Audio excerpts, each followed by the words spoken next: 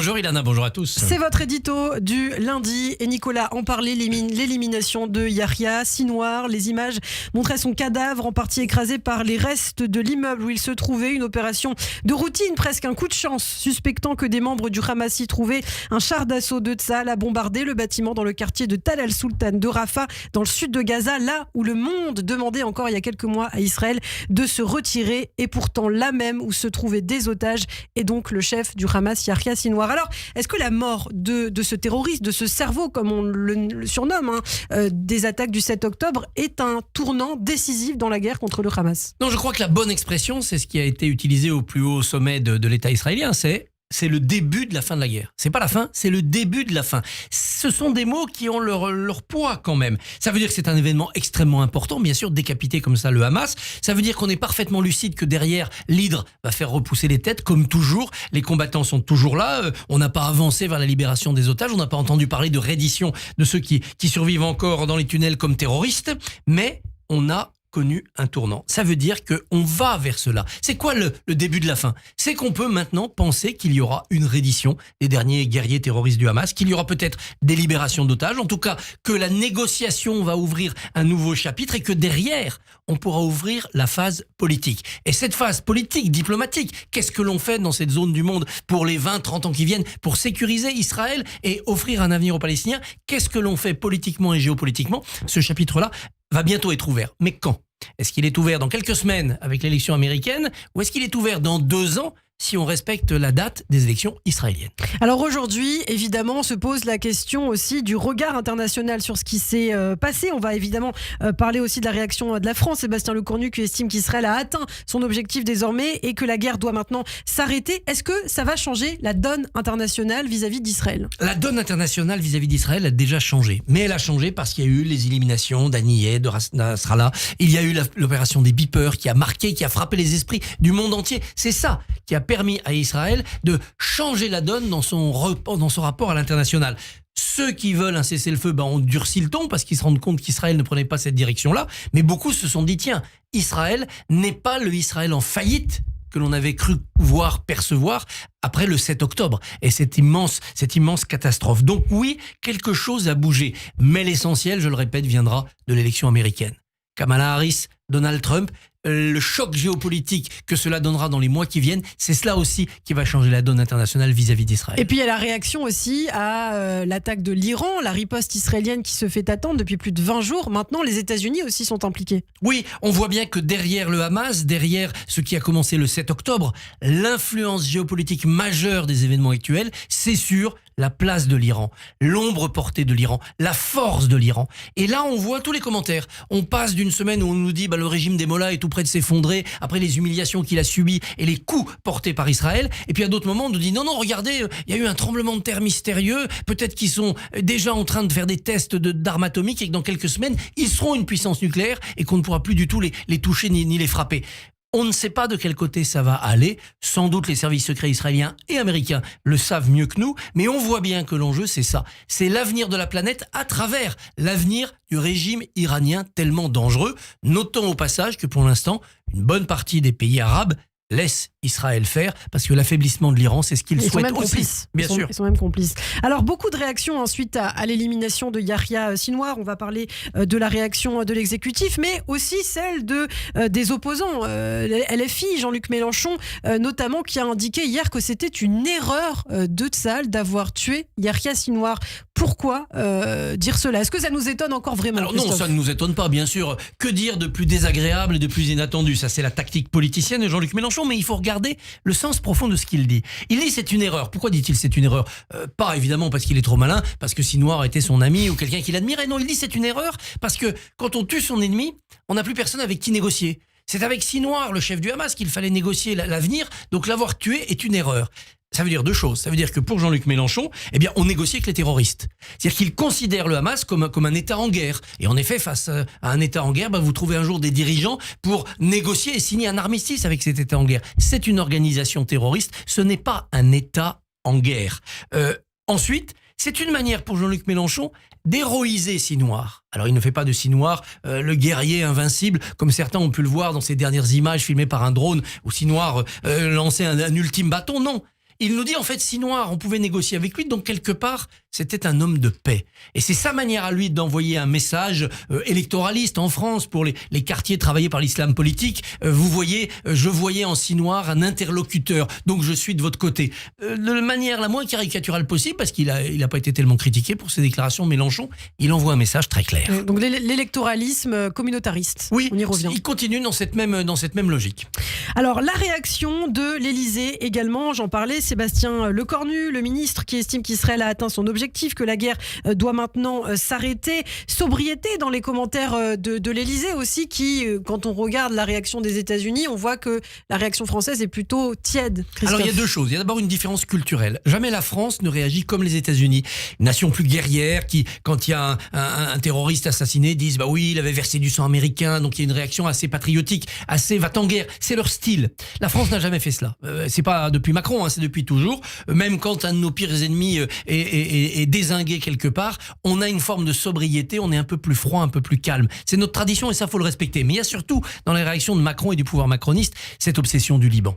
Il y a cette semaine une conférence qui va s'ouvrir à Paris pour l'avenir du Liban. Il y a l'idée ou l'illusion que la France pourrait être le grand intermédiaire là-bas pour reconstruire un Liban, recomposer cette mosaïque libanaise à laquelle on croit encore. Et comme l'Iran a flatté Emmanuel Macron, a flatté la France en disant bah oui, pourquoi pas la France comme intermédiaire, eh bien la France se voit plus influente, plus belle, plus puissante qu'elle n'est. Et donc Emmanuel Macron veut ménager toutes les parties. C'est son erreur au Liban depuis l'août 2020 oui. Et c'est son erreur dans le conflit israélo-libanais, Hezbollah depuis quelques semaines. Alors, on parle des tensions entre Israël et la France. Le ministère israélien des Affaires étrangères qui intente une action judiciaire contre le président Emmanuel Macron en cause sa décision d'exclure Israël du salon Euronaval. Emmanuel Macron aussi qui a par ailleurs dit sa colère après cette phrase qui est sortie après un conseil des ministres. Emmanuel Macron qui avait indiqué que Netanyahou ne devait pas oublier, je cite, qu'Israël avait été fondé, son pays avait été fondé suite à une décision de l'ONU. Il a montré sa colère, Emmanuel Macron, justement, après que ses propos soient sortis dans la presse. Pourquoi réagir comme ça ? C'est un signe de la perte de contrôle par l'Élysée. Emmanuel Macron découvre qu'il est en cohabitation. Donc les ministres, ils parlent dans son dos, ils ne sont pas de son camp. Il découvre aussi qu'il est en fin de mandat. Il ne pourra pas se représenter. Donc la parole de l'Élysée, l'autorité de l'Élysée s'étiole jour après jour. Et puis il découvre aussi que son rêve de 2017, c'est-à-dire je parle aux Français par-dessus les médias, par-dessus aussi d'ailleurs les syndicats et les partis, parce que j'ai mon site web, parce que j'ai mes réseaux sociaux, ça ne marche pas. Ça ne marche pas, les médias fonctionnent encore. Et il a fait l'éloge lors de cette crise de colère d'une sorte de communication à la soviétique. Mesdames et messieurs les journalistes, regardez le communiqué officiel, rien d'autre n'existe autour. Non, ça marche dans les pays un peu autocratiques, ça ne marche pas dans les démocraties où c'est justement ce qu'il y a autour qui fait le débat politique. Perte de contrôle quand même d'Emmanuel Macron sur la vie politique depuis 2022. Ça s'aggrave tous les jours. On reste sur les réactions françaises. Bernard Kouchner, l'ancien ministre, qui a accusé Israël d'alimenter l'antisémitisme, on l'a entendu ce week-end dans le forum de Radio J animé par Frédéric Aziza, l'ancien ministre socialiste des Affaires étrangères, qui affirme que les massacres du 7 octobre l'ont révolté. Il considère la riposte de Tsahal disproportionnée. Alors on va écouter, Christophe, justement, ce que disait Bernard Kouchner et votre réaction juste après. Vous savez comment faire pour ne pas être antisémite quand on voit les dégâts de l'armée israélienne ? Contempler Gaza, c'est quand même un champ de meurtres, de désastres. C'est l'éclatement des familles. Bien sûr qu'il y a eu le 7 octobre, et Dieu sait si ça m'a révolté, mais se venger par 40 000 morts, si c'est vrai, si le chiffre est vrai, il doit être un peu augmenté. Mais enfin, il y a beaucoup de monde, hein. Comment ne pas être antisémite face à ce qui se passe à Gaza ? C'est ce qu'a dit Bernard Kouchner. Oui, ça illustre bien l'erreur de raisonnement de la gauche droite lomiste. On ne peut pas soupçonner Bernard Kouchner d'être antisémite, mais il fait une erreur de raisonnement. Face à un conflit contestable, une opération militaire qu'on peut critiquer, quelle doit être la réaction ? Je critique le gouvernement. Je fais de la politique, je dis ce gouvernement, ce ministre, Premier ministre ne sont pas à la hauteur. La première dérive, c'est de transformer cette critique légitime d'un gouvernement en critique du pays. C'est basculer dans l'antisionisme. Je n'aime pas la guerre à Gaza, donc je veux la disparition d'Israël. Je veux la Palestine de la mer au Jourdain. Première erreur. Deuxième erreur, dire finalement, c'est pas tellement parce qu'il y a Israël, c'est parce qu'il y a des Juifs. Et donc c'est basculer dans l'antisémitisme. C'est ce raisonnement complet que Bernard Kouchner ne voit plus. ne voit plus et il considère finalement comme légitime le point d'arrivée, l'antisémitisme, parce qu'il y a un point de départ qui est légitime. Cette guerre menée à Gaza est menée n'importe comment, en tout cas n'est pas satisfaisante, elle n'atteint pas ses objectifs et elle cause trop de dégâts humains.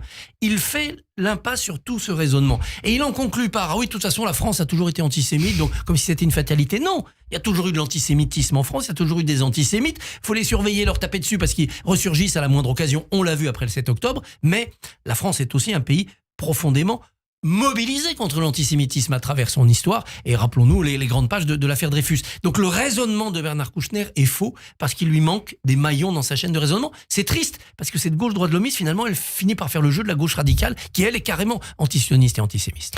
Alors Christophe Barbier, on souhaitait aussi vous faire réagir à ces déclarations de Pascal Boniface qui a qualifié sur les réseaux sociaux le maire de Saint-Ouen, Karim Bouamrane, de musulman d'apparence, déclenchant une polémique notamment. Qu'est-ce que vous en avez pensé ? Ah bah alors là, on n'est pas surpris, c'est pas comme Kouchner. Hein. Pascal Boniface, sa première note contre Israël, elle date de 2001. 2001 Mélenchon était encore un membre du PS à l'époque. Il disait quoi ? Il disait faut arrêter de soutenir Israël. Il comparait Ariel Sharon et Jörg Haider, l'extrême droite autrichienne, et il considérait que pour la gauche française, il fallait abandonner le soutien à Israël. C'est le début des phénomènes politiques que l'on voit aujourd'hui. Il était, si j'ose dire, une sorte d'intellectuel en avance, Pascal Boniface. C'est pas surprenant de le retrouver aujourd'hui, où en gros il dit quoi ? Il y a un musulman d'apparence, Karim Bouamrane, un arabe de service, on aurait pu dire aussi, qui sert de caution aux pro-israéliens pour dire, vous voyez, on a aussi des soutiens de ce côté-là. C'est profondément indigne, et nul doute qu'il y aura des suites à cette déclaration. Alors un dernier mot, il nous reste à peine quelques secondes, et c'est vrai qu'on n'a pas fait le point de politique intérieure française, mais c'était important de revenir sur tous ces sujets. Les débats budgétaires commencent dans l'hémicycle. Brièvement, à quoi faut-il s'attendre, Christophe ? Un tohu-bohu. Le ministre du budget dit même à une boucherie. Bon, ça va commencer aujourd'hui par une motion de rejet qui ne sera pas acceptée, mais ça veut dire que ça annulerait la loi budgétaire. On va avoir des amendements à l'appel, sans doute un 49.3 pour finir donc d'une motion de censure. On a déjà eu samedi le rejet en commission des finances de la partie recettes, parce que la gauche avait truffé ça de hausse d'impôts. Donc la majorité a sabordé le propre budget déposé par Michel Barnier. Vous voyez, ça va être absolument catastrophique, calamiteux, mais peut-être qu'à un moment donné, la sagesse l'emportera. Parce que s'il n'y a pas de budget à la fin de l'année, ça sera l'échec de Barnier, bien sûr, mais ça sera surtout l'échec des parlementaires. Ces 11 groupes qui prétendent tous détenir la vérité et qui se montreraient alors incapables de servir l'intérêt général des Français. C'est-à-dire qu'on verrait à l'Assemblée uniquement des écuries présidentielles pensant à 2027 et pas du tout des hommes et des femmes d'État et de gouvernement